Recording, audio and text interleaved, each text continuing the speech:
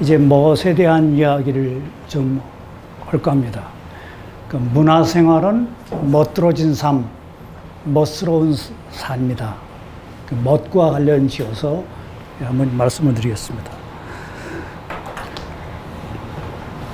그 전에 책 하나 소개해 드리면은 제가 문화 콘텐츠와 관련 지어서 활동을 많이 했습니다. 그래서 제가 외대 문화 콘텐츠 학과에서 강의를 하면서 강의한 강의록입니다. 콘텐츠와 문화 철학이라고 하는 제목으로 강의를 했습니다. 그래서 그 강의들을 이제 모아놓은 건데, 오늘 제가 서두에 보여드린 도입 영상도 이거를 강의하기 위해서 여기에 13장에 나오는 것, 그 영상들을 모아서 그 영상을 가지고 음악을 입혀서 그런 식으로 또 도입 영상을 만들었습니다. 제가 그러니까 지금 이 강의와 관련 지어서 이게 13장으로 되어 있는데, 지금 보시다시피 이 강의도 지금 13강으로 되어 있습니다. 대충 13강이면 대학에서 중간에 중간고사 한 번 보고 기말고사 보는 거 빼면은 대충 13강이 됩니다. 그래서 이것도 13강으로 이루어져 있습니다. 그래서 그때 나름대로 이제 콘텐츠에 대해서 생각하고 이런 것들을 정리를 했습니다. 그리고 이것이 발전돼 가지고 이제 나온 것이 제가 말씀드렸듯이 소통과 공감의 문화 콘텐츠 학이라고 하는 것이 이제 문화 콘텐츠 학에 대한 정립으로서 나왔습니다. 그러면은 이제 멋에 관한 이야기를 하면은 뭐 우리말에 그러니까 멋 있는 사람은 늙지 않는다라고, 그래서 멋 부리는 사람들은 늙지 않는다라고 그런 얘기가 있습니다. 근데 사실은 멋이라고 하는 게, 이 문화생활이라고 하는 게 살아남기 위한 생존의 기초적 필요인 최소한의 의식주에서 벗어나야만, 그래야만 세련됨, 고상함, 아름다움, 품격, 그것을 찾을 수 있는 여유로운 삶이 되죠. 그러니까 문화생활이라고 하는 것은, 그래서 그렇게 얘기를 하죠. 최소 2만 불, 국민소득이 2만 불 이상은 돼야 된다. 요즘은 이제 더 나가서 뭐 3만 불이라고 그래요. 그래서 우리는 2만 불을 진작 넘었고, 이제 3만 불도 이제 수치상으로는 이제 넘었다고 그렇게 이야기를 해요.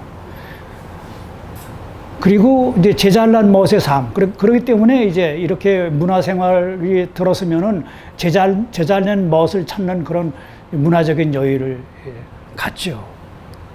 그래서 아까 방탄소년단도 바로 제잘난 멋을 찾는 거예요. 그래서 뭐라 그럽니까? Love myself, speak myself. 그러니까 나 자신을 사랑하자, 나 자신에 대해 얘기하자라고 얘기를 하는 거예요. 그러니까 그전에는 방탄소년단이 유행 가서 연설한 것 중에 그러잖아요. 그전에는 계속 그들의 눈치를 보면서 살았다. 그거는 제가 말씀드렸듯이 하이데거가 얘기하는 게 그거잖아요. 그러니까 방탄소년단이 하이데거 공부했는지는 몰라도 공부를 안 했어도 그렇게 살아보니까 그렇다는 거죠. 그들의 눈치 속에, 그들의 논리에 맞춰서 살다 보니까 그들이 원하는 대로 내가 살아갈 수밖에 없었다 이거죠.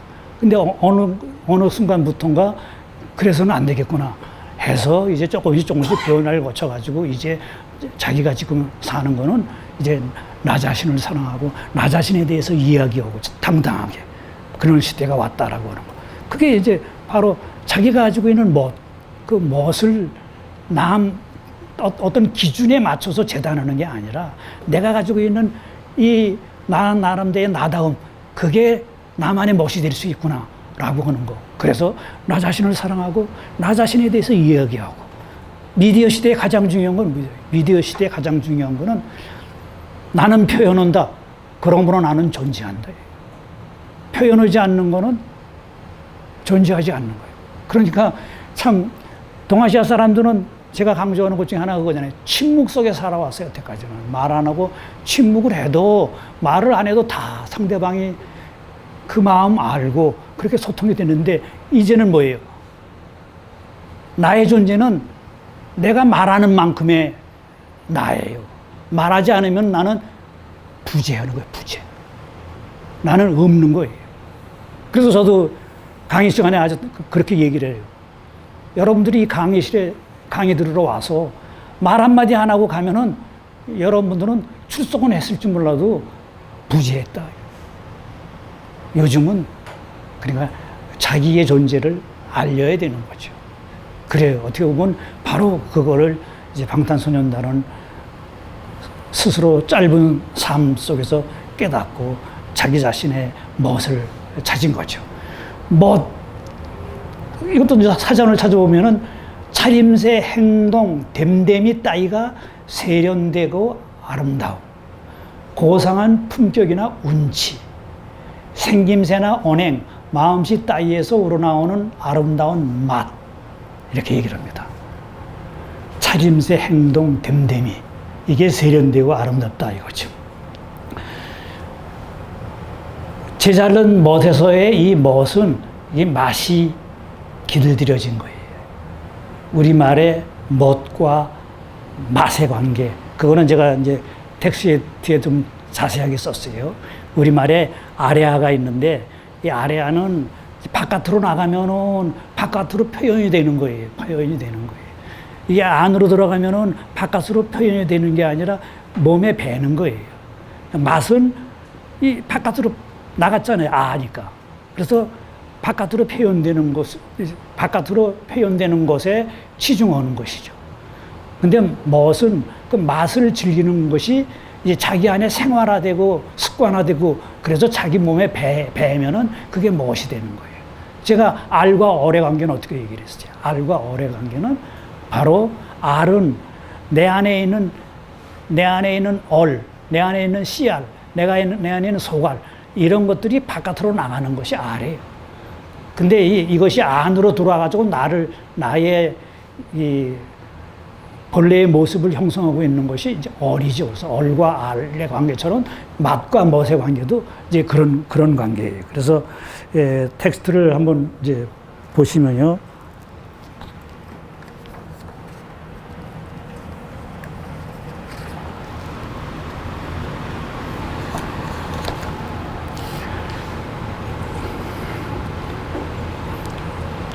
개개인은 자신의 취향에 맞추어 제잘난 멋의 삶을 즐길 수 있는 여유를 갖는다. 제잘난 멋에서의 이 멋은 맛이 길들여진 것이다. 맛이 길들여지면 멋이 된다. 우리말에는 맛하고 멋이 들어간 낱말들이 굉장히 많다. 맛하고 멋을 표현하는 데 등장하는 우리말에 미가 있다. 그래서 미에 관한 말이 참 많죠. 그리고 이것은 한자의 미와 연관되어 있다. 우선 이것과 직접적인 상관은 없는 것으로 보이는 재미가 있다.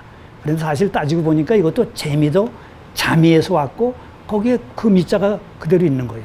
멋들어진 삶은 재미가 있는 삶이다. 무엇보다도 우선 재미가 있어야 한다. 아기자기하게 즐거운 기분이나 느낌이 재미다. 인사할 때도 우리는 재미 좋으신가요? 하고 말한다. 이 경우 안부를 묻는 인사말에서 어떤 일이나 생활의 형편을 이루는 말이다. 그리고 세 번째로 좋은 성과나 보람을 재미라고 한다. 이 재미로 시작이 되어서 그 다음에 등장하는 말들로 흥미가 있고 취미, 음미, 심미, 탐미, 의미 등이 있다. 재미를 찾아서 흥을 느끼는 재미, 취미, 전문적으로 하는 것이 아니라 즐기기 위해서 하는 일, 음미, 시가를 읊조리며 그 맛을 감상함, 어떤 사물 또는 개념의 속 내용을 새겨서 느끼거나 생각함, 심미, 깊은 맛, 탐미, 깊이 맛봄을 거쳐서 그리고 의미, 말이나 글의 뜻, 행위나 현상이 지닌 뜻에서까지 이른다. 이것들은 전부 제잘난 멋으로 자기 나름대로 의미를 붙인 것이다.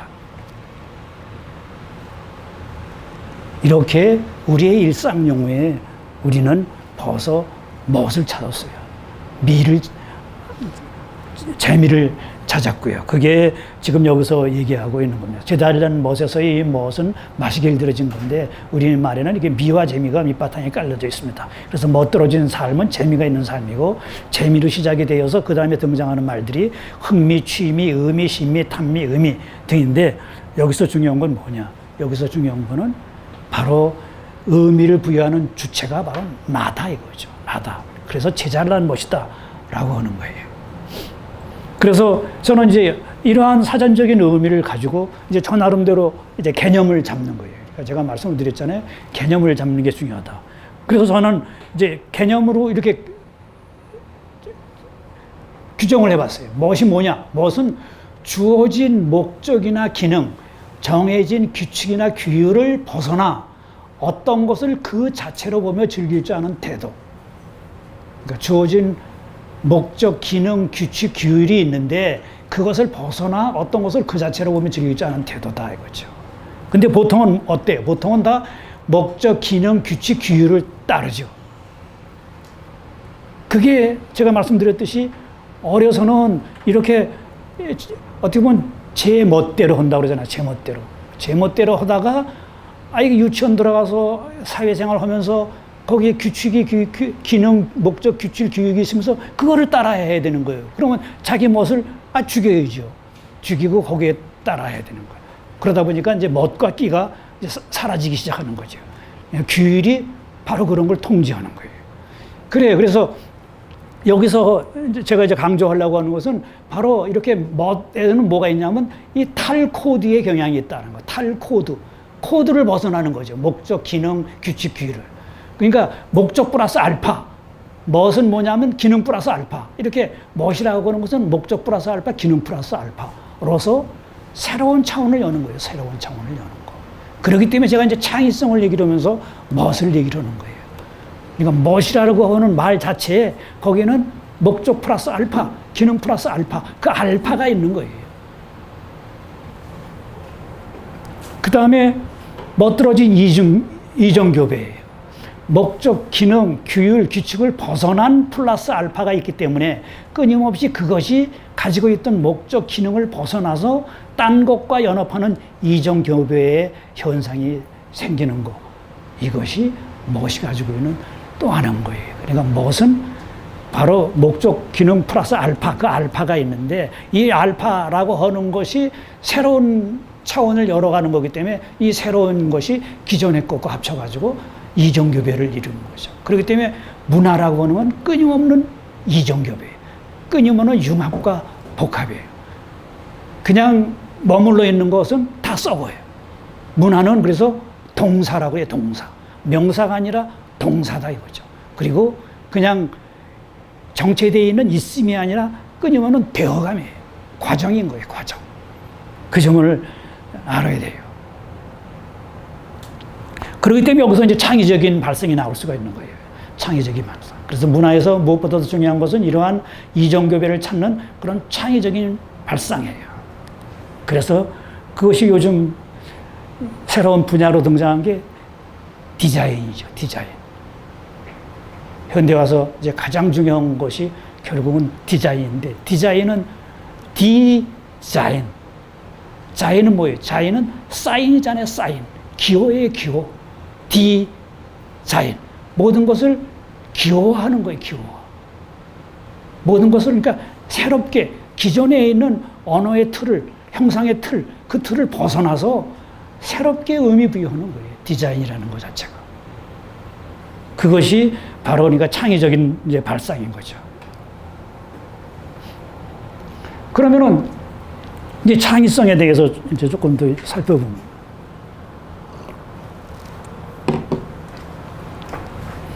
사전적인 의미는 이렇습니다. 창의성, 크리에이티비티 해가지고 새로운 관계를 지각하거나 비범한 아이디어를 산출하거나 또는 전통적인 사고 유형에서 벗어나 새로운 유형의 새로운 유형으로 사고하는 능력. 이렇게 교육학 용어 사전에서 이렇게 규정하고 있습니다.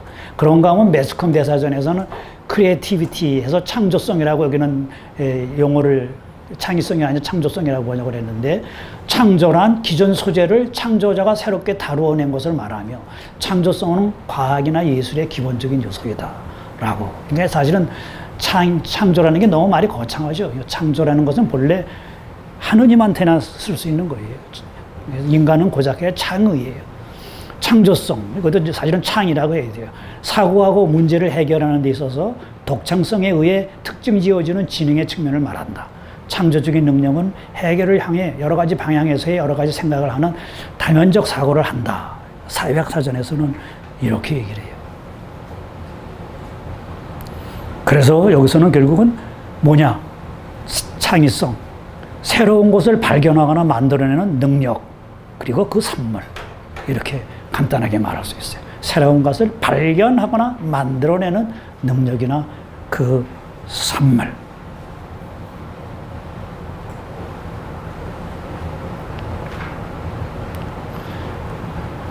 새로운 것을 발견한다. 새로운 것을 발견하면 제일 먼저 해야 될 일이 뭐예요? 이름을 붙이는 거예요. 그래서 이름 붙이는 게 굉장히 중요해요.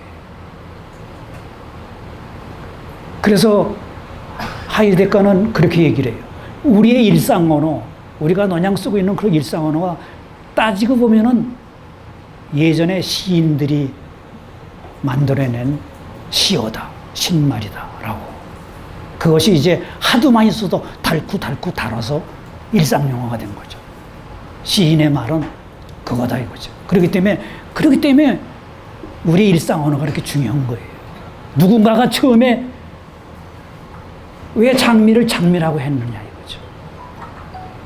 그거를 뭐 새끼, 꼬기 뭐 이런 식으로 했을 수가 있는데 이름 붙이는 거 거기에 대해서 그래서 사르트르도 아주 재미난 얘기를 많이 했어요. 재미난 얘기를. 나무 한 그루를 바라보면서 왜 이거를 나무라고 그랬냐. 이걸 뱀이라고 그럴 수도 있는데. 라고. 그러니까 누군가가 그렇게 이름을 붙였다라고 하는 것이 사실은 굉장히 엄청난 사건이라고 하는 거죠. 지금 아직도 우리는 이 싸움이 벌어지고 있죠. 이쪽의 바다를 뭐라고 부르느냐라고는 이름 붙이기 싸움이에요. 일본에서는 이걸 일본해라고 붙여가지고서는 자기네가 제국주의 시대에 그렇게 전 세계에 통보한 그거를 그대로 유지하면서 이건 국제적인 용어로 이거는 일본해다라고 그러고 주장을 하고 있고 우리는 니들이 그렇게 얘기하기 전에 벌써 그거부터도 500년, 600년 전에 우리는 이걸 동해라고 불러왔다. 그렇기 때문에 동해라고 불러야 된다. 동해라고만 부를 수가 없으면 일본해라고 부르는 거에 하다못해 같이 병기라도 해야 된다. 이게 이제 우리 측의 주장인 거죠. 일본에서는 그거를 악착같이 그렇게 못하겠다라고 하죠. 텍스트에도 잠깐 제가 인용했지 셰익스피어가 로미오와 줄리엣에서 그렇게 얘기를 했잖아요. 장미를 왜 장미라고 불렀나 그죠. 장미를 다른 이름으로 불렀어도 그 향기는 그대로일 텐데 이게 대단한 얘기죠. 우리가 뭐라고 이름을 붙이든 사실 그거는 그대로죠. 인간이 뭐라고 이름을 붙이든 상관없이 그 자연은 그대로 있는 거예요. 그렇기 때문에 이제 현대 와서 언어적인 전환이 일어났다 했을 때 언어의 문제가 이제 부각이 되는 거예요. 그래서 그전에는 하느님이 알게 모르게 그 이름을 정해줬다라고 생각을 한 거예요. 그래서 이 안셀무스의 신존재 증명, 데카르트의 신존재 증명, 이런 사람들이 신존재 증명을 잘 보면은 하느님이라는 이름이 있었으니까, 그러니까 하느님이 있다라고 하는 거예요. 그 이름이 있었으니까. 그러면서 주장이 뭐냐면은 인간은 자기보다 더 큰 거를 생각할 수가 없다는 거예요, 인간은. 하느님은 우리보다 더 큰 거잖아요. 그러니까 이것은 하느님의 존재는 우리가 이름을 붙여서 만들어낸 것이 아니라 우리한테 그런 이 관념이 주어져 가지고 우리가 그걸 말한 거다라고 지금 생각하면 엉뚱남도 않은 얘기죠. 그래서 그 뒤로 이것이 이름이라고 하는 것은 인간이 그냥 기호일 뿐이다라고 하는 이 논쟁이 거쳐가지고 지금 이제 현대에 와서는 이제 지표의 상실이라고 하는 시대에 옵니다. 그러니까 제가 잠깐 설명을 드렸듯이 그전에는 화폐에 맞는 금이 있었는데 이제 미국이 더 이상 그 금을 줄 수가 없다 그러는 바람에 이제 화폐가 금본위에서 그냥 종이 쪽지에 불과해버린 거예요. 마찬가지예요. 우리도 예전에는 하느님이 모든 걸 다 정해줬다고 생각하는 거. 이걸 책상이라고 하는 거는 하느님이 알게 모르게 그렇게 뒤에서 조정을 해서 그걸 책상이라고 이름 붙였다. 그리고 하느님도 하느님이라고 그랬다. 그런데 이제 현대 와서는 아니다 이거죠. 그거는 보장이 없다 이거죠. 보장이. 어떤 사물에 대해서 인간이 뭐라고 부르든 그거는 보장이 없다. 그렇기 때문에 이제 서양 철학이 무너지는 거예요. 서양 철학은 여태까지 자기네가 한 것이 다 보편적이고 그 뒤에 하느님이 계시고 뭐 이런 식으로 얘기했는데 이제는 이게 다 기표화에 따라서 니들이 어떤 문화적인 여건 속에서 살았느냐에 따라 가지고 니들은 그거를 책상이라고 그래, 테이블이라고 그랬고 따블로라고 그랬고 우리는 그거를 책상이라고 그랬다 이거예요. 거기에 뭐 니들이 붙인 이름이 하느님이 보증한다는 거 그런 보증 없다 이런 거죠. 이제 바로 그거예요. 지금 우리 여기서도 일동해라고 하느냐 일본해라고 하느냐 어떻게 보면 여기 뭐예요? 결국은 권력 싸움인 거죠. 예, 이렇게 이름과 대상의 상관관계에 대한 철학적인 논쟁이 이 밑탕에 깔려 있어요. 그리고 또 저작권과 관련된 법적 권리도 달려있죠. 그 다음에 소유권도 달려있죠. 이름은 단순히 그래서 호칭이 아니에요. 부르는 사람과 호명된 사물과의 운명적인 인연이 얽혀 있어요. 그래서 자고로 하느님의 이름을 부르지 말라라고 그런 게 그거예요. 성서에서도 하느님의 이름을 부르지 말라. 예전에 우리도 그랬잖아요. 어른 이름 부르지 말라라고 해요. 이름을 부르면은 부른 사람의 밑으로 가게 돼 있는 거예요. 부른 사람이. 누구야? 그러면은 걔가 내 명령을 받아가지고 와야 되는 거예요. 우리가. 그러니까 하느님을 부르면은 이거 하느님이 인간의 밑에 명령권 아래 놓이게 되는 거잖아요. 그래서 자고로 누구누구의 이름으로 그러면 누구누구의 명령으로 하고 같은 거예요. 그 영화 많이 제목 있잖아요. 왕의 이름으로. 그건 왕의 명령으로 해요. 그러니까 이름은 곧 명령인 거예요. 그렇기 때문에 이 호명관계, 부름을 받은 거, 거기에는 이렇게 알게 모르게 주객 관계가 있는 거예요. 그래서 지금 대표적인 거에, 이건 나라 이름 가지고 싸운 곳이 있죠. 마케도니아 공화국이라고 하는 사례예요. 마케도니아 공화국. 이것이 텍스트에 나와 있어요. 텍스트에 나와 있는데, 그러니까 언제부턴가 그 발칸 유고슬라비아에서 분리된 나라가 하나가 자기네가 이제 마케도니아다라고 해서 마케도니아 공화국이다라고 하는 이름을 붙였어요. 그랬더니 어디서 들고 일어났냐? 그리스에서 들고 일어난 거예요. 그리스에서. 니들이 마케도니아하고 무슨 상관이 있느냐 이거죠. 니들이. 마케도니아는 우리 예전에 그리스의 황제가 다스리던 곳이고 마케도니아하고는 그리스와 관계되지 니들은 마케도니아 족도 아니다라고 하는 거예요. 그렇게 싸우는 바람에 이쪽에서는 그냥 따지고 보니까 그런 거죠. 그래서 그래도 뭐 나라 이름 정했는데 우리가 그렇게 넘어갈 수가 없다. 그래서 복잡하게 이렇게 마케도니아 구유고슬라비아 공화국이라고 붙이는 공식 명칭을 이렇게 붙이기로 하고 넘어갔어요. 그렇게 이름을 둘러싼 싸움은 무서운 싸움인 거예요. 그래서 대표적인 것이 뭐예요? 대표적인 것이 하느님의 이름을 둘러싼 싸움이잖아요. 야훼라고 부르느냐, 하느님이라고 부르느냐, 하나님이라고 부르느냐, 여호와라고 부르느냐, 알라라고 부르느냐. 이것 때문에 지금 어떻게 됩니까? 지구 전체가 이건 종교 전쟁으로 일어나고 있는 거예요. 알라의 이름으로 하고서 그냥 펑 하고 터뜨리고. 그러면 그 못된 놈들 오면서 또 하느님의 이름으로 응징을 하고 테러와 반테러의 응징. 이름이 이렇게 중요한 거예요. 그러면은 인간의 활동을 한번 살펴보면요. 인간의 활동에는 이런 세 가지 차원의 활동이 있어요. 이론적인 활동, 기술제작적, 예술적인 활동, 실존적인 활동. 이게 다 그리스 사람들이 이름 붙인 거예요. 그리스 사람들이 이름. 그러니까 그 사람들이 그 대단한 거예요. 2500년 전에 붙인 그 이름이 전 세계에 통용되고 있는 거예요. 그러니까 시인하고 철학자는 그래서 대단하다고 그러는 거예요. 바로 사물에게 이름을 붙여서 그 사물이 그 사물로서 존재하도록 하는 거예요. 존재하도록. 이름이 없으면은 사물은 존재하지 않아요. 그게 대단한 거예요. 이름이 비는 곳에 사물은 존재하지 않으리. 어느 시인이 그렇게 읊었어요. 그래요. 그래서 이론적인 활동, 그거는 자연에 대해서 철학자들이 갖는 태도, 자연과학자들이 갖는 태도가 그거예요. 자연이 돌아가고 있는 원칙, 규칙, 이런 것을 우리는 보면서만 보면서 배우는 거죠. 거기에 대해서 우리는 뭐 이미 하느님이 만들어준 우주이기 때문에 어쩔 수가 없어요. 그게 이제 이론적인 활동이고, 테오리아는 본래 그리스어 테오레인에서 나왔고, 테오레인은 관조, 명상 이런 뜻이에요. 그래서 이것을 만들 당시에 이 철학자들, 그러니까 아리스토텔레스, 플라톤 뭐 이런 사람들은 그랬어요. 가장 행복한 삶은 이론적인 삶. 그러니까 관조하는 삶이다 라고 그랬어요. 그 다음에 기술 제작적 활동하고 예술적인 활동이 있어요. 테크네, 포에시스. 따지고 보면 다 제작하는 거죠. 그게 예술품을 제작하는 거냐, 도구를 제작하는 거냐의 차이죠. 그래서 도구를 제작하는 건 테크네라고 그랬고, 예술품을 제작하는 건 포에시스라고 그랬죠. 그래서 여기 포에시스에서 이제 시가 나와죠. 포에틱이요. 그 다음에 실천적인 활동은 이제 프락식스.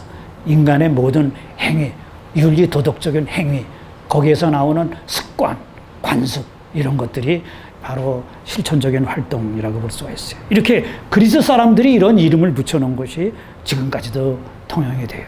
그래서 이제 새로운 것을 발견하면은 제일 먼저 하는 일들, 그게 뭐냐? 그것은 바로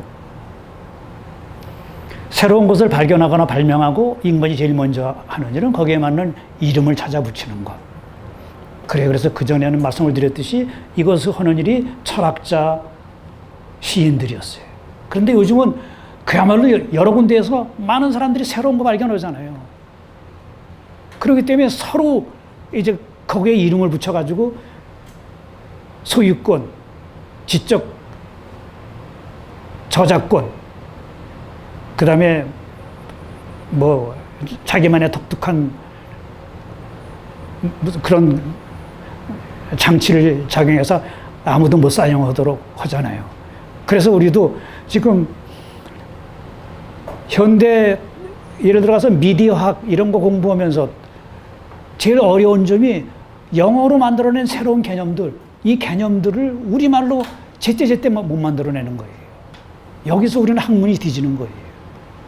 근데 서양 사람들은 대개 어디로 거슬러 올라가느냐면 그 사람들 이름 붙이는 거 다 보세요. 다 대개 그리스어로 거슬러 올라가요. 그리스어로 거슬러 올라가서 거기에서부터 새롭게 만들어요. 그래서 제가 제레미 리브킨드 공감인이라고 하는 새로운 이름을 만들었을 때 호모 엠파티쿠스라고 만들었는데, 이거 형태는 라틴어지만 거기에 엠파티쿠스는 바로 파테이아라고 하는 엠파테이아라고 하는 그리스어에서 만들어냈어요. 그러니까 사실은 일본 사람들이 근대화가 되면서 제일 먼저 한 일이 뭐냐? 제일 먼저 한 일이 뭐냐면은 모든 학술 어로를 2개 단어로 만들어라고. 2개 단어로. 그래서 조총이라고 하는 아예 국가기관까지 만들었어요. 국가기관까지. 그래서 모든 단어를 두 단위로 만들었어요. 이게 한문하고 틀린 거예요. 한문은 단어 하나로 다 이미 뜻이 되는 거예요. 뜻이 되는 거예요. 그런데 그거하고 차별화시켜가지고 모든 단어는 두 단어로 만들어. 그래서 지금 우리가 쓰고 있는 모든 학술어가 뭐예요? 다 낱말 2개로 있어요. 이게 일본의 아직 식민지를 그대로 받아들인 거예요. 그런데 언젠가 철학대회에 가서 발표하는데 뭐 서울대에 있는 국립언어연구소인가요? 지금 서울대에 있지 아마 지금 제가 정확한 연구소 이름은 모르겠는데 거기 소장이에요. 그러니까 그 양반이 와가지고 우리는 현대 학술 용어에 대해서 일본에 감사해야 된다고 그래. 아유, 그래서 저는 참 이게 국립연구소장이라는 작자가 그런 소리 해야 되나? 일본이 그렇게 만들어 놓음으로 인해 가지고 우리는 완전히 그 사람들이 생각한 그 사람들이 만들어낸 개념잡이에 끌려가는 거예요, 완전히. 그래서 거기에서 독립적으로 우리 스스로를 사유할 수가 없는 거예요. 그래서 이제는 거기서부터 벗어나서 우리 말이 가지고 있는 독특함을 찾아가지고 그것이 2단어가 됐든 3단어가 됐든 무슨 상관이 있어요. 그거 단어대로 만들어 내는 작업을 해야 돼요. 그래서 이제 그런 작업을 이제 다양한 방향에서 하고 있습니다. 테오리아의 측면이 바로 이겁니다. 자연에 대해서는 있는 그들의 사태를 관찰하면서 그 운동과 법칙, 형태와 재질, 구조와 요소, 계기의 독특함을 발견하여서 이름을 붙이는 것이죠. 이런 식의 이론적 차원의 발견은 곧 원리나 원칙을 발견하여 이론으로 정립하는 경우가 많죠. 그래서 태양력과 음력의 발견, 천동설, 지동설, 만유인력, 상대성 이론, 양자론 등등이 바로 이론적 활동에 해당되는 거고, 거기에서 붙인 이제 이름들이에요. 그 다음에 자연에 대해서 이론이 아니라 활동으로 개입하는 경우, 또는 도구적, 기술적, 제작적 차원의 경우가 이제 바로 그건데, 여기 이제 두 번째 해당이 되는 거죠. 이 경우는 온갖 존재하는 것을 가지고 짓고 만들고 꾸며서 무언가를 새롭게 창출해내는 경우입니다. 온갖 종류의 기술 제품과 예술 제품이 여기에 해당하고, 지금 이제 콘텐츠도 바로 이런 분야에 해당이 되는 거죠. 그 다음에 인간의 행위 그 자체와 관련돼서 생겨나는 모든 새로운 차원과 요소, 패턴과 유형, 조직과 관습 등 이것들이 바로 이 실천적 활동의 차원이고, 그것은 윤리, 도덕의 분야와 사회 조직의 영역들이 바로 여기에 속한다고 볼 수가 있어요. 그렇기 때문에 우리는 끊임없이 이렇게 새롭게 이름을 붙여야 돼요. 그리고 서양의 이름으로 또는 일본식의 사유로 붙인 이름들, 그 이름들을 이제라도 우리 것으로 바꿔 부르는 그런 용기를 가져야 되는데, 그거는 이제 그렇게 쉽지가 않죠. 예, 그래요. 그래서 이제 새로운 것의 발견과 이름 붙임에 있어서 중요한 건 뭐냐? 결국 오늘날의 창조성이라는 것은 해체와 재구성이다. 그러니까 지금 제가 말씀드린 것도 해체해서 다시 새롭게 불러야 된다. 재구성해내야 된다라는 것입니다.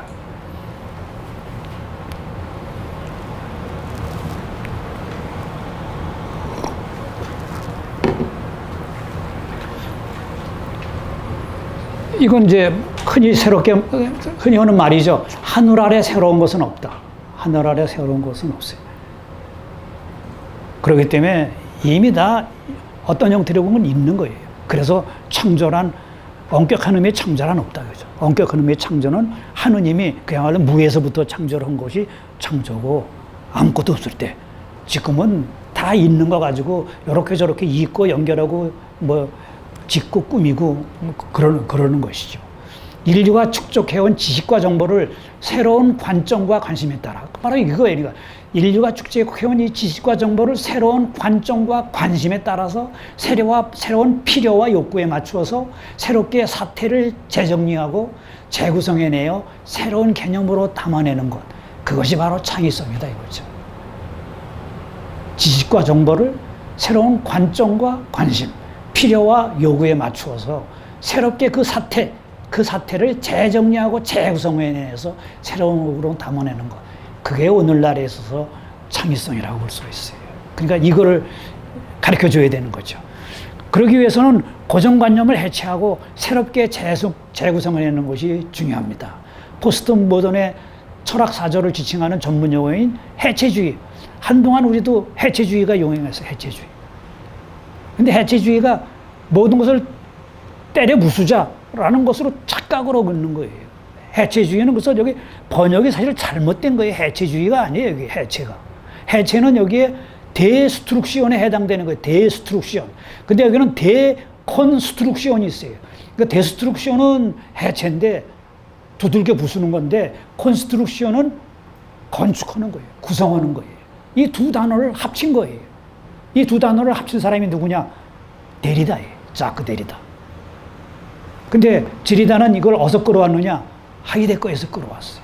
하이데거가 존재와 시간에서 현상학적 방법이라고 해가지고, 현상학적 방법의 하나가 현상학적 해체, 데스트룩션. 그 다음에 현상학적 구성, 컨스트룩션. 이렇게 데스트룩션, 컨스트룩션을 그 방법론으로 제시를 했는데, 데리다가 딱 요 둘을 한꺼번에 갖다 붙여가지고 데컨스트룩션이라고 해가지고 하나의 철학 사조를 만들었어요. 그래서 그 철학 사조를 만들어서 세계적으로 유명해졌죠. 예, 이렇게 기존에 있는 것을 새로운 아이디어로 새롭게 꾸며서 만들어내는 기획, 프로젝트. 그래서 프로젝트라는 용어가 이제 데컨스트룩션과 관련지어서 유행합니다. 참. 그래서 중국에서는 이걸 뭐라고 번역했냐면 해구주의라고 하는 거죠. 해구주의, 해체와 구성. 그래서 사실은 중국에서 더 제대로 맞게 한 거죠. 매체학자 빌렘 플루서라는 사람인데, 빌렘 플루서는 미디어 시대인 현대에 우리는 더 이상 주체가 아니라 이제는 수젝트가 아니라 프로젝트다라고 그래요. 기획자다 이거죠. 새로운 시대를 얘기해요. 우리는 더 이상 이제 수젝트가 아니라 프로젝트다 이거죠. 새롭게 기획을 한다 이거죠. 그것은 말씀드렸듯이 해체하고 재구성하는 거예요. 해체해서 기호로 재구성해내는 거예요. 새로운 기호로 재구성하는 거예요. 새로운 언어로 재구성해내는 거예요. 달라진 지식 정보의 상황 아래에서 이론적, 기술적, 예술적, 실천적 차원에서의 관계와 소통 방식을 재정비해서 새롭게 정비해야 한다는 것이 지금 우리 시대이죠. 그래요. 그래서 현상학 또는 해체주의가 요구하는 사유 자세가 바로 그거예요. 그러니까 이제 20세기 중반에 현상학, 해체주의 이런 것들이 등장한 것을 알 수가 있죠. 그러니까 이제 전통을 고수하는 것이 아니라 전통을 어떤 형태로 간에 해체하고 재구성하는 것. 끊임없이 해체하고 재구성하는 것. 문화라고 하는 건 끊임없이 해체하고 재구성이다 이거죠. 아까 말씀드렸듯이 문화는 명사가 아니라 명사는 박물관으로 가 있는 거죠. 박물관에 가 있는 것이 문화죠. 그렇지만 우리가 삶 속에서 하는 문화 행위는 더 이상 그런 명사가 아니라 동사인 거예요. 동사. 그리고 그것은 끊임없이 되어가고 있는 과정인 거예요. 그래서 바로 이 동사며 과정으로서의 이 문화, 그것을 어떻게 보면은 한국 사람들이 잘 해낼 수 있고 해내고 있다라고 볼 수 봅니다.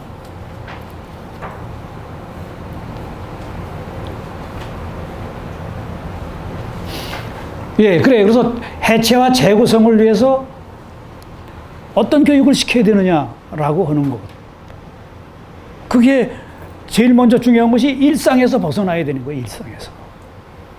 그러니까 아까 방탄소년단이 얘기했듯이 그들의 논리에서, 그들의 통제에서, 그들의 규칙에서 벗어나야 되는 거예요, 일상에서. 그러기 위해서 우리가 배워야 되는 거 중요한 게 유추, 아날로기, 은유, 메타포인 거예요. 유추와 은유와 유추. 그러니까 이것을 제대로 알기 위해서는 뭐예요? 시, 소설, 이런 문학 작품들을 많이 읽어야 돼요. 문학 작품들. 거기서 일상과는 다른 그런 은유, 유추를 공부할 수가 있는 거예요. 근데 우리는 뭐 시, 소설 읽게 합니까? 아예 그거 읽지도 않잖아요. 읽어도 어떻게 읽습니까? 그거를 어떻게 해석해야 할지 이미 그 해석 답안이 있어가지고 그것도 다 달달달달 외우는 거예요. 그러니까 머리가 은유하고 유추를 해내야 되는데 머리는 안 그러고 그거 그냥 결과물만 따먹는 거죠, 결과물만. 그래서 교육에서 가장 더러운 게 잘못된 게 뭐냐면은 꽃감 따먹기예요, 꽃감 따먹기. 다 만들어 놓은 꽃감 사서 먹는 거, 이게 가장 잘못된 거예요.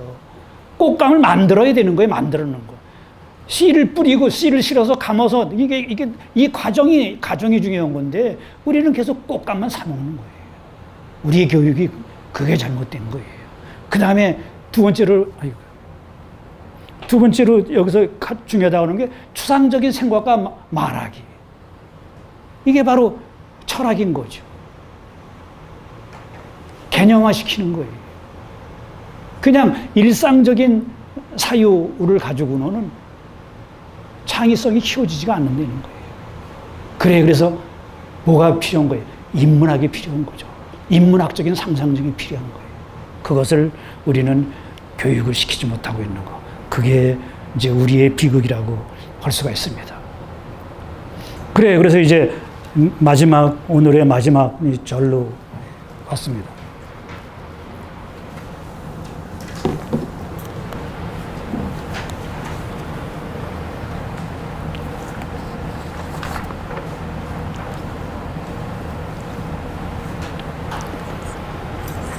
예, 잊어버리고 넘어간 부분을 조금 보아놓으면은 지금 여기에서 문화인에서 강조가 되고 있는 거는 놀이하는 인간이죠. 놀이하는 인간. 그러니까 호이징아가 쓴 호모 루덴스. 놀이하는 인간이라고는 책이 있어요. 그러니까 벌써 역사적인 추세에 따라서 그런 사유가 등장을 하는 거예요. 그러니까 놀이하는 인간, 여태까지는 사유하는 인간을 강조했는데 사유하는 인간, 그 다음에 이제 행위하는 인간. 근데 그 행위도 도덕적인 행위였어요. 그런데 이제는 놀이하는 인간, 바로 끼가 중요하다라고 하는 거. 그래, 놀이하는 인간. 그래서 한국 사람들이 좋아하는 게 뭐라고 그랬어요? 놀이라고 그랬잖아요. 대학도 뭐라고 그랬어요? 놀고 대학, 먹고 대학이라고 그랬잖아요.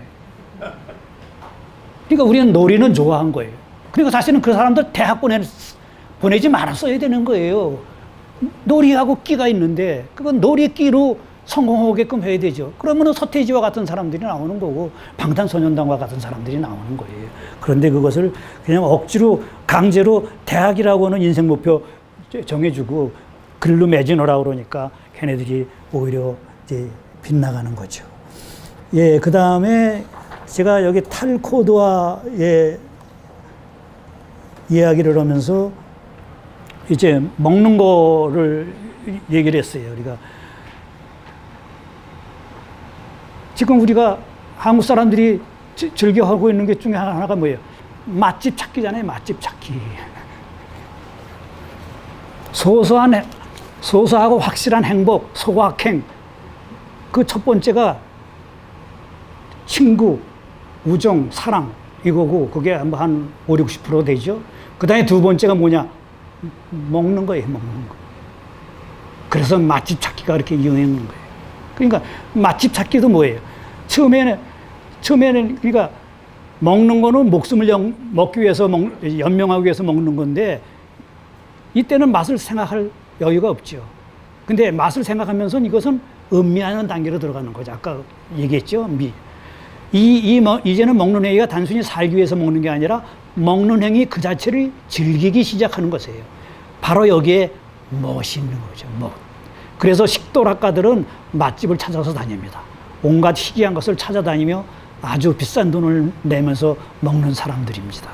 그래서 뭐 전 세계적으로 그런 거 있잖아요. 세계의 희귀동물 하나밖에 없는 동물 잡아다가 그거 요리해서 먹는 거 그건 무지무지한 돈을 주고 먹는다고 그러잖아요.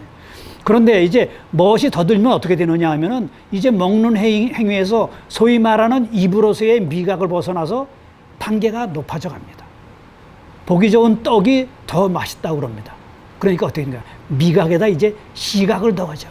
거기다 또 이제 음악도 틀어가지고 청각도 더하죠. 그 다음에 또 뭐 부드럽게 만들고 그래서 촉각도 더합니다. 이런 식으로 단계가 올라갑니다. 그러니까 어떻게 돼요? 통합적인 것이 되는 거죠. 이렇듯 먹는 행위가 살기 위한 목적에서 벗어나서 먹는 것 그 자체를 즐기는 멋으로 고양이 됩니다. 거기에 덧붙여 단순히 먹는 것으로 그치지 않고 시각적으로 멋있게 꾸며 맛을 돋구며 맛을 향유합니다. 거기에 청각적, 촉각적, 후각적 멋이 가미돼 맛을 멋으로 승화시켜 나갑니다.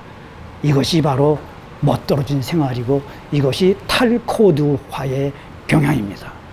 그래요. 그래서 우리는 충분히 우리말의 멋과 맛을 가지고서 새로운 멋의 철학, 멋의 문화 철학을 형성해 나갈 수도 있습니다. 그것이 제가 멋에 대해서 하려고 했던 거 넘어간 부분이고요. 이제 마지막 통합적 문화인, 통합적 문화인은 뭐 지금 말씀드린 것을 이제 종합적으로 얘기를 하는 겁니다. 그러니까 그것은 감성과 지성과 이성과 영성을 이제 함께 어우르는, 그러니까 어느 한 곳에 치우치는 거. 그러니까 아까 소확행에서 맛만 찾아 돌아다니는 사람, 그 사람은 감각적인 차원만 찾는 거잖아요. 감성적인 차원만을 찾는 거잖아요.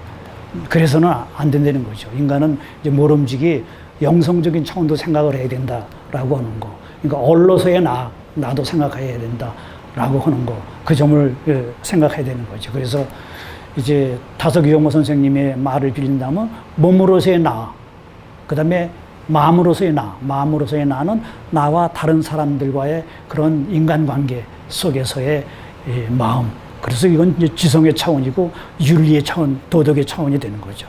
그 다음에 정신으로서의 나, 정신, 그 뜻으로서의 나, 또는 저는 이제 정신에 대한 우리말이 넋이다라고 그렇게 봐요.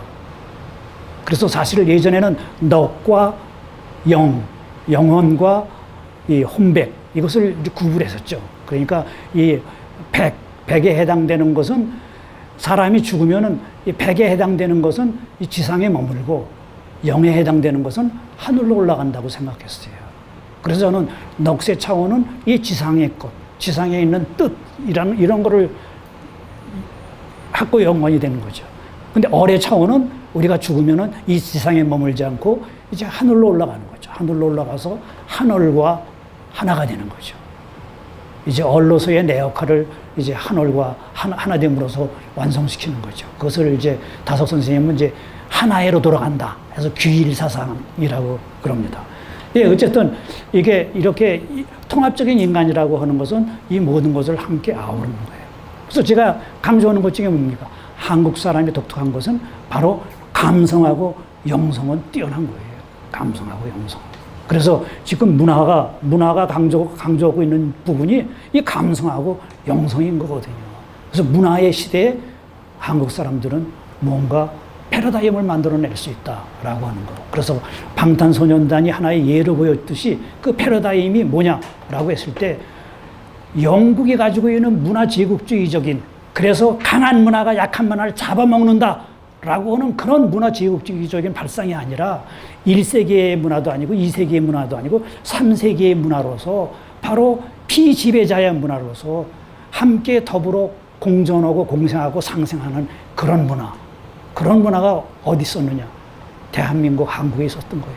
우리는 자고로 고조선 이래부터 시작해서 이 강대국의 틈바구에 속해가지고 강대국의 문화 속에 항상 짓눌려 오면서 그 문화를 어쩔 수 없이 배우면서 살아남는 법을 배웠던 거예요. 살아남기 위해서는 어떻게 돼요? 융합, 복합, 새롭게 만드는 그 역할을 했었던 거예요. 그게 뭐였어요? 그게 비빔밥인 거죠. 우리는 자고로 비빔밥적인 정신이 있는 거예요. 그리고 현대 바로 제3세기의 모델은 바로 그건 거예요. 비빔밥 문화. 그래서 저는 우리말에 한글이 들은 거예요. 한글은 어떻습니까? 모든 말을 다 살려내요. 그런데 독일어가 어떠냐? 독일어는 일단 모든 말을 독일어로 만들기 위해서 죽여야 돼요. 그래서 그 사람들은 예를 들어서 텔레비전이라고 쓰기도 하지만 독일 말로 따로 있어요. 페른제예요. 페른은 멀다, 거리가 있다. 제어. 그러니까 먼 데 있는 것을 가까이서 보게 만드는 거다. 이거죠. 텔레비전은. 페른제어. 그 다음에 전화기도 텔레폰이라고 그러지만 걔네도 그거 안 쓰고 페른 게슈프렉. 이렇게 얘기를 해요. 그러니까 모든 말을 독일어로 일단 다 바꿔요. 그렇지 않으면 쓰지 못하게 만들 정도로요. 프랑스 사람도 그렇고. 그런데 또 중국도 마찬가지예요. 중국도 몽땅 죽여가지고 자기네 것을 만들기 전에는 통용을 안 시켜요. 그래서 중국은 철저하게 지금 이 외래어에 대한 이 자국말 만드는 그런 기관이 따로 있는 거예요. 그래서 거기는 텔레비전, 이거를 뭐라고 해요? 전영이라고 그러잖아요. 전영. 그 다음에 컴퓨터는 뭐라고 그래요? 그냥 컴퓨터라고 하잖아요. 걔네들은 전뇌라고 그런다고요. 일단 다 죽여가지고 자기 거를 만드는 거예요. 그거 문화적인 특성이 있는 거예요. 그 사람들은 제국주의적인 특성이 있는 거예요. 다 자기 것으로 만들어야 되는 거예요. 근데 우리는 뭐예요? 너 살고 나 살자 라고 하는 거예요. 그러다 보니까 또 하나 부정적인 면이 뭐예요? 주체성이 없는 거죠. 우리가. 주체성이 없는 거예요. 그렇지만 지금 그러니까 그것을 서로 살리기 차원에서 본다면은 제3세계의 모델이 될 수가 있다는 거예요. 제3세계의 패러다임이 될 수가 있다는 거죠. 그리고 알다시피 지금 제3세계는 전 세계의 70%가 될 수가 있는 거예요. 그러니까 지금 우리의 문화적인 역량, 문화적인 패러다임을 새로 만들어서 전 세계에 퍼뜨릴 수 있는 기회는 왔는데, 그 기회에서 중요한 건 뭐냐? 우리가 가지고 있는 독특한 우리만의 것을 이론으로 만들어야 되는 거예요. 이론으로 만들지 않으면, 소위 말하는 표준화시키지 않으면, 개념으로 잡지 않으면 전 세계에 퍼뜨릴 수가 없습니다. 예, 그래요. 그래서 이제 그 점을 염두에 두시고 보시면은 지구촌 시대는 문화의 시대로서 문화적 다양성이 강조되고 문화적인 가치가 전면에 등장하면서 문화적인 무엇을 추구하는 문화인이 모델이 되는 시대입니다. 그래서 이에 맞는 인간 교육이 필요합니다. 문화의 세계인 현대의 교양에는 근대에서처럼 자유과목에 훈련된 인문학도가 아니라 우리 시대의 감성과 영성 능력을 갖추고 세계 인류 문화 유산에 관심을 갖고 새로운 문화 창조에 적극적으로 동참하는 그러한 문화인, 그 다음에 사회를 바꿔나가는 문화시민이죠. 한국의 인간에 대한 정의와 문화 코드가 글로벌 인간 교육에 기여할 수 있을 것이라고 보이는 겁니다. 문화인의 것만은 문화 이성을 갖춰야 하는데 그것이 제가 얘기하는 이제 살림살이 이성 또는 가로지르기 이성이라고 볼 수가 있습니다. 감성, 지성, 이성, 영성을 가로지르는 상상력이 문화적 존재에 의해 중요한 창의력이 됩니다. 문화적인 이성은 상대방의 상상력에 호소하며 그의 공감대를 자극하여 함께 어울릴 것을 요청합니다. 다양한 민족과 문화가 함께 공생하며 상생해 나가는 어울림의 살림살이를 실천해서 글로벌 시대의 인문학으로 자리매김하도록 해야 됩니다. 그래서 저는 우리말에 중요한 점이 있는데, 예전에 이한우라고 하는 사람, 나중에 이름을 이참이라고 바꿨죠. 한국관광공사 사장이었죠. 그러다가 아마 박근혜 대통령 때 쫓겨났을 거예요. 그 사람이 독일에서 한국으로 귀화했잖아요. 그 사람은 독일 사람의 독특함이 그런 이 관념적인 사유 방식인데, 그 사람이 관광공사를 있으면서 소위 말하는 관광 철학이라는 것을 내세웠어요. 관광 철학이라는 걸 내세우면서 삼관오림이라고 스스로 얘기했어. 삼관오림. 삼관은 뭐냐? 그것은 관찰. 처음에는 관찰을 한다 이거죠. 관찰. 그러니까 어디 관광을 할 때 그렇잖아요. 처음에는 관찰을 하잖아요. 그 다음에 관찰을 하다가 이제 관심이 생기잖아요. 관심이 생기면 어떻게 돼? 그 다음에 관여하게 되죠. 이게 삼관이라는 거예요. 그래서 관광에서 중요한 관찰, 관심, 관여. 그 다음에 오림이 있다. 오림. 그거는 제가 지금 이제 자꾸 헷갈리는데 지금 다 기억이 날라 모르겠네요. 우선 하나는 떨림이 있어요. 그 다음에 끌림이 있어요. 그 다음에 울림이 있어요. 그 다음에 어울림이 있어요. 그 다음에 몸부림이 있어요. 이렇게 그 사람은 바로 처음에 뭔가 내가 떨리는, 내가 느끼는 느낌이 있고, 그 다음에 끌려가는 끌림이 있고, 그 다음에 울리는, 나한테서 공명이 오는 뭐가 있고, 함께 어울림이 있고, 그 다음에 나중에는 같이 내 몸으로 같이 참여해서 몸부림을 친다 이거죠. 이게 이 사람이 얘기하는 삼관오림입니다. 그래서 그야말로 이 사람은 독일 사람이죠. 우리가 그런 걸 못 해내는 거예요. 그 사람은 하다못해 관광공사 사장으로 있으면서 나름대로 관광 철학이 있어야겠다라고 해가지고 외국 사람으로서 한국말 그렇게 싹 섞어가지고 이렇게 얘기를 하는데, 우리는 자고로 정치하는 우두머리 중에 그런 머리 가진 사람이 어디 있어요? 전부 그냥 우리 사람 눈치나 보고 어떻게 보면 돈 많이 빼돌릴까 그거 생각으로 온통 그런 대로 머리가 돌아가지, 스스로 자리적으로 자주적으로 뭘 해서 만들어내는 그런 창의적인 발상이라는 거죠. 보셨죠? 창의적인 발상에서 중요한 게 뭐예요? 바로 이름 붙이는 거예요. 이름 붙이는 거. 그러니까 여러분들도 중요한 건 바로 일상에서 벗어나서 뭔가 새로운 이름을 붙여가지고 새롭게 보기 시작하면, 그러면은 창의교육이 완성이 될 수 있습니다. 예, 오늘 강의는 여기까지입니다. 고맙습니다.